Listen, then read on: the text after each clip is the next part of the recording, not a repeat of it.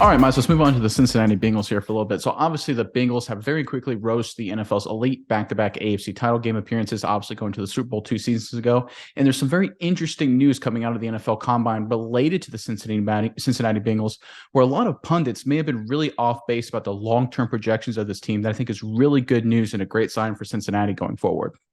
Yeah, Nick, and this Cincinnati Bengals team is different now than it has ever been before. It is a new breed of Bengal out there, and they're quite ferocious now. They have a lethal offensive attack. But I want to go back through the annals of history and maybe even on this current team and ask the Bengals fans, who's a guy that you think is like the quintessential Bengal? Who embodies the spirit of the Cincinnati Bengals?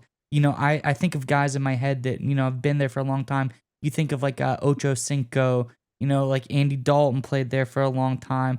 Those guys might not be at the top of the list, but they have a lot of personality, especially Ocho Cinco, mainly not so much Dalton. But who is your quintessential Bengal? Let us know in the comments below. But Nick, what do you got on the Bengals? Yeah, so Miles, you hit the nail on the head that this Bengals team, this era of Cincinnati, may be the best era in Bengals history right now. Obviously, they made it to a few Super Bowls in the 1980s, but I think what they have right now is something special. But despite after losing in the AFC title game, there's a lot of pundits, a lot of people in the media sphere said, hey, listen, this is a young, talented team. They can't afford to keep it all. They're going to have to find a way to get rid of players. And one name that was brought up that everyone just seemed to mention, like they're going to have to cut him, they're going to have to trade him, they can't afford to pay him, was T. Higgins. And at the NFL Combine, though, Director of Player Personnel Duke Tobin of the Cincinnati Bengals had this to say. This is according to the score.com.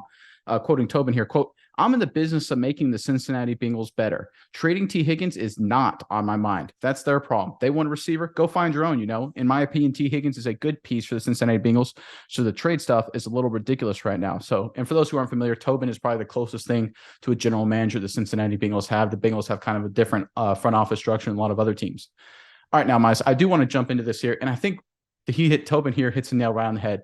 A lot of people, and myself included, watching the Bengals, how young and talented they are, I was like, there's no way they can keep this band together, right? It's just going to be too expensive. But when you factor everything in and you look at the raw numbers, Miles, the Cincinnati Bengals, due to some great front office management, are in an awesome position. They have 35 million bucks plus of cap space going into this offseason. They have only $360,000 of dead money, which means they have most of their cap, is not allocated to players who aren't on the Bengals. So they're doing a good job player management there. So they have a lot of cap space. They don't have a lot of dead money, which means they have a lot of flexibility. And when you have flexibility, even when you have guys like Joe Burrow and Jamar Chase that are about to get paid and potentially T. Higgins do, you can do it. You can make it happen. You can front load some contracts. You can back load some others. You can set up void deals.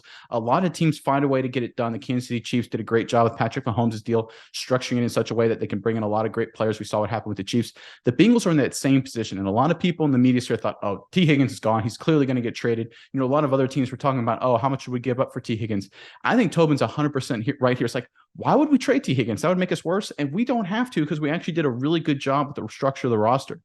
Miles, give me your thoughts on Tobin's comments, T. Higgins, and everything with the Bengals right now. Yeah, no, I think the two elite wide receivers the Bengals has really makes this team click, and trading one of them really doesn't make any sense to me. When I look at guys who could get cut or traded or whatever the case may be, you look at the running back. Running backs are a dime a dozen. We say that all the time. Mixon, unfortunately, looks like, unless he takes a crazy team-friendly deal, he's going to be too expensive to keep on this team, and you can find a guy who's going to replace that production pretty easily through the draft. Maybe one of the safeties are on the chopping block. They did step up towards the end of the season. I think both of them played pretty well. But, two safeties, you probably find some production. You draft a safety last year as well. Maybe he steps into that spot and you find some, good production out of him as well. But T. Higgins, Nick, he is a bona fide number one wide receiver on any other team in the NFL.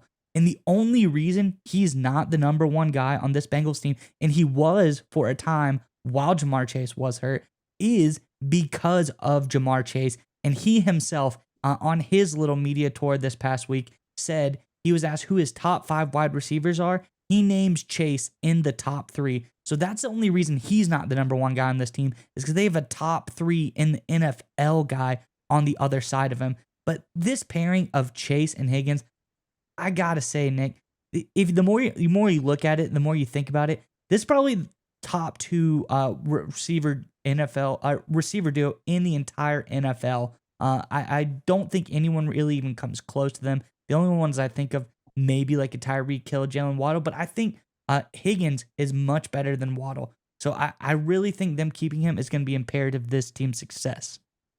And I think you brought up a great point, Mike. Said if they actually needed to free up cap space, they have other moves in front of them. And you don't even have to look outside the wide receiver room. If they were to cut Tyler Boyd, not saying they should, but if they wanted to make a move out of wide receiver, if they cut Tyler Boyd this offseason, Mike, they free up $9 million in cap space.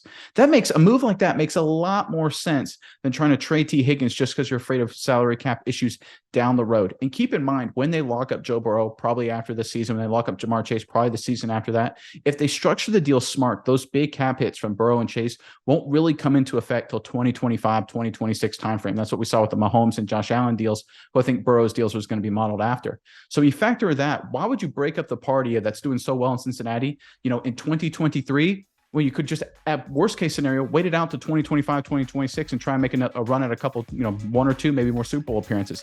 Blowing it up now makes no sense. And the media here got this 100% wrong. And Bengals fans should be excited that Tobin's doing the smart thing and not taking the bait here.